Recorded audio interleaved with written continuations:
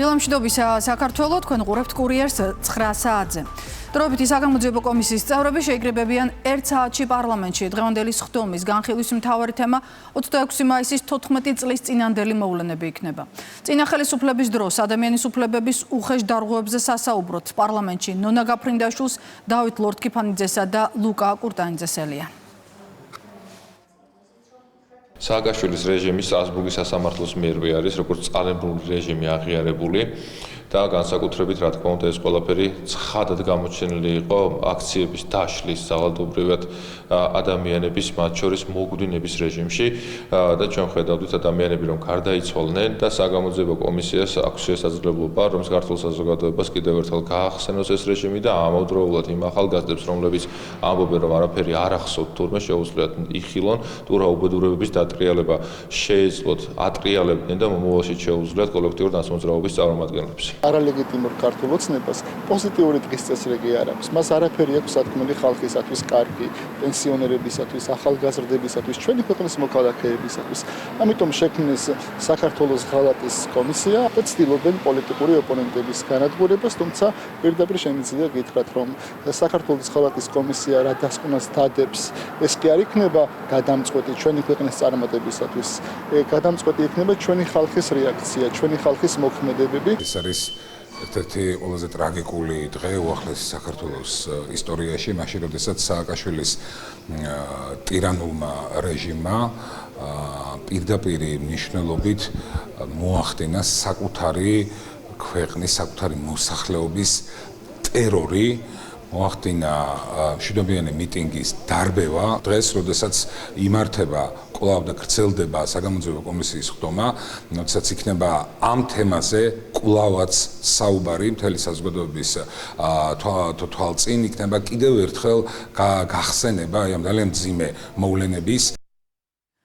რუმინეთის ახალი პრეზიდენტი ყავს. ბუქარესტის მერმა პროევროპელმა ნიკუ შორდანმა ხმების თითქმის 54% მოიპოვა. მისმა კონკურენტმა, მემარჯვენე კანდიდატმა ჯორჯე სიმიონმა კი 46. სიმიონი, რომელიც უკრაინისთვის სამხედრო დახმარების გაწევას ეწინააღმდეგება და ევროკავშირის მიმართ კრიტიკულადაა განწყობილი 4 მაის არჩევნების პირველ ტურში ლიდერობდა. მაშინ სიმიონმა დანზე დაახლოებით 2-ჯერ მეტი ხმა მიიღო. გავრცელებული ინფორმაციით, მეორე ტურში განსაკუთრებით აქტიურა დიასპორამ, რომელმაც ნიკუ შორდანის გამარჯვებაში მნიშვნელოვანი წვლილი შეიტანა. ოფიციალური შედეგების გამოქვეყნების შემდეგ ჯორჯე სიმიონმა დამარცხება აღიარა და კონკურენტს მიულოცა. შეგახსენებთ, რუმინეთში გასული წლის 24 ნოემბრის საპრეზიდენტო არჩევნების პირველი ტურის შედეგები გაუქმდა. მიზეზი ქვეყნის საკონსტიტუციო სასამართლოს დადგენილებით გამარჯვებული კანდიდატის კალინ ჯორჯესკუს წინასაარჩევნო კამპანიის დროს რუსეთის მხრიდან მხარდაჭერის კოორდინირებული კამპანია გახდა. ამის გამო სასამართლომ ჯორჯესკუს მომდევნო არჩევნებში მონაწილეობა აუკრძალა. და ვინ გახდება პოლონეთის პრეზიდენტი, ეს უკვე 1 ივნის გაირკვევა. სწორედ ამ დღეს დაინიშნა ქვეყანაში საპრეზიდენტო არჩევნების მეორე ტური. პირველ ტურში ხმების 50%-ის მოგოროვება ვერც ერთმა კანდიდატმა ვერ შეძლო. ეგზიტ პოლის მიხედვით არჩევნებში ვარშავის ლიბერალური მერი ტუსკის პარტიის კანდიდატი რაფაელ ტრჟასკოვსკი თითქმის 31%-ით ლიდერობს. მას ოდნავ ჩამორჩება ეროვნულ კონსერვატიული ფრთის წარმომადგენელი კაროლ ნავროცკი. დაახლოებით 15%-ით მესამე ადგილზეა მემარჯვენე ლიდერი სლავომირ მენცენი. მეორე ტურში გამარჯვებული მოქმედ პრეზიდენტს ანჯეი დუდას შეცვლის, რომლის ორვადიანი პრეზიდენტობაც აგვისტოში იწურება. ისრაელის სამხედროებმა ღაზაში ფართომასშტაბიანი სახმელეთო ოპერაციის დაწყების შესახებ განაცხადეს. კონფლიქტის ზონაში ჩავიდა შტაბის უფროსი გენერალი ეიალ ზამირი. მისი თქმით, ცახალი შეტევას გააგრძელებს და ამავდროულად მოქნილად იმოქმედებს იმისთვის, რომ ყატარში მძევლების გათავისუფლების მოლაპარაკებები არ ჩაიშალოს. ღაზაში ისრაელს ამჟამად 5 დივიზია ყავს მობილიზებული. იერიშებს ბოლო 24 საათში კიდევ 150-ზე მეტი ადამიანი ემსხვერპლ არიან დააჭრელები.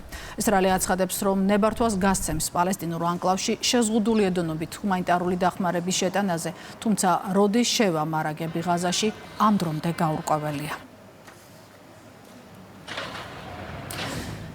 და გაზაფხულის დღეები საბურთალოზე ადგილობრივი მოსახლეობის ინიციატივითა და საბურთალოს რაიონის გამგეობის ორგანიზებით გაზაფხულის ქუჩაზე ღონისძიება გაიმართა. მოეწყო მოსახლეობის ხელნაკეთი ნამუშევრების გამოფენა გაყიდვაც. ახალგაზრდებს მაღალი პასუხისმგებლობისა და გარემოს დაცვით ღონისძიებებში მონაწილეობისთვის გადაეცათ სიგელები. ადგილობრივმა ბავშვთა ფეხბურთის გუნდმა კი საჩუქრად საფეხბურთო ფორმები მიიღო. საღამო მუსიკალური პროგრამით დასრულდა. ეს არის მოქალაქეების ინიციატივა და მათი იდეების განხორციელება ჩვენის მხრივ ყოველთვის ხარს უჭერთ ესეს ღონისძიებებს და ხარდაჭერას უცხადებთ იქიდან გამომდინარე რომ ამ ქალაქს დამობა ჩვენ ერთად უნდა მოუვაროთ ერთად უნდა ვიზრუნოთ მის სუფთავეზე და მის გამწვანებას ჩვენ 10 წლისი დავიწყეთ ეს პროექტი სახლი ეზოდან იწყება და სხვადასხვა ქუჩებში შევედით სხვადასხვა ეზოები გავაკეთეთ ჩაერთო სამეზობლო სამეგობრო მუნიციპალიტეტი გამგეობაში დაგვიდგა გვერდით ქალაქის მერია ყველამ ერთად გავალამაზეთ ვარდატონი ვარდების ტრადიციული დღესასწაული მოეწყო გორგასლის მოედანზე. სომეხი აშუღი პოეტი საათნოოსადმე მიძღვნილ ღონისძიებაზე მონაწილეობა თანამედროვე პოეტებთან, მწერლებთან და საზოგადო მოღვაწეებთან ერთად საქართველოსა და სომხეთის ცეკვისა და სიმღერის ანსამბლებმაც მიიღეს. თბილისის საკრებულოს თავმჯდომარემ საათნოოს ხსოვნას პატივი მიაგო და შეკრებილ საზოგადოებას სიტყვით მიმართა. ეს არის განსაკუთრებული დღესასწაული, რომელიც 1914 წლიდან აღინიშნება და განსაკუთრებულად აერთიანებს სომეხ და ქართველ ხალხს. ერთის მხრივ, რომელმაც სოფლიოს მიცა პოეტი, მეორეს მხრივ ქალაქს, რომელშიც მოღვაწეობდა საათნოა. ეს არის ძალიან სიმბოლური, რომ ჩვენ დღეს ზუსტად აი ამ ადგილას აღნიშნავთ ამ დღესასწაულს და ჩვენ ყოველთვის განსაკუთრებულად ვართ მონაწილენი ამ ღონისძიების. ჯო ბაიდენი მძიმედ არის ავად ექიმებმა შეერთებული შტატების ყოფილ პრეზიდენტს პროსტატის კიბოს აგრესიული ფორმა დაუდგენეს. ბაიდენის პრეს-მდივანზე დაყრდნობით მედია ავრცელებს, რომ დიაგნოზი მედიკოსებმა პარასკევს 16 მაისს დასვეს. მათი ინფორმაციით ბაიდენის დაავადება ძვლებში მეტასტაზებით ვლინდება. ამ ეტაპზე ყოფილი პრეზიდენტი და მისი ოჯახი ექიმებთან ერთად მკურნალობის ვარიანტებს განიხილავენ. 82 წლის ჯო ბაიდენს საკუთარი და მეუღლის სახელით მხარდაჭერას უცხადებს დონალდ ტრამპი. ყოფილი პრეზიდენტის მხარდამჭერ გზავნილებს ავრცელებენ ბარაკ ობამა და კამალა ჰარისი. ძლიერმა ტორნადომ გადაუარა ამერიკის შეერთებულ შტატებს, კერძოდ კი კენტუკისა და მისურის არის მსხვერპლი. ამ დროისთვის არსებული ინფორმაციით დაღუპულია 25 ადამიანი. დაშავდა ათობით. სტიქია მსხვერპლთან ერთად ორ შტატში მასშტაბური ნგრევა გამოიწვია, რის გამოც ამ დრომდე მიმდინარეობს სამძებრო სამაშველო ოპერაცია. მაშველები ნანგრევებში მოყოლებს ეძებენ. ბოლო მონაცემები დაზიანებულია რამდენიმე 1000 შენობა. ელექტროენერგიის გარეშე დარჩენილია 140,000-მდე მოქალაქე. და ბოლოს კლავს საქართველოს შინაგან საქმეთა სამინისტროს მინი ფეხბურთის გუნდი ბიზნესის ჩემპიონთა ლიგის სუპერლიგის გამარჯვებული გახდა. ფინალურ მატჩში ერთმანეთს შინაგან საქმეთა სამინისტროს გუნდი მია და თავდაცვის სამინისტროს არმია დაუპირისპირდნენ. დაძაბული მატჩის შედეგად მიამ არმია ანგარიშით 1-0 დაამარცხა და გამარჯვებულის ტიტულიც მოიპოვა.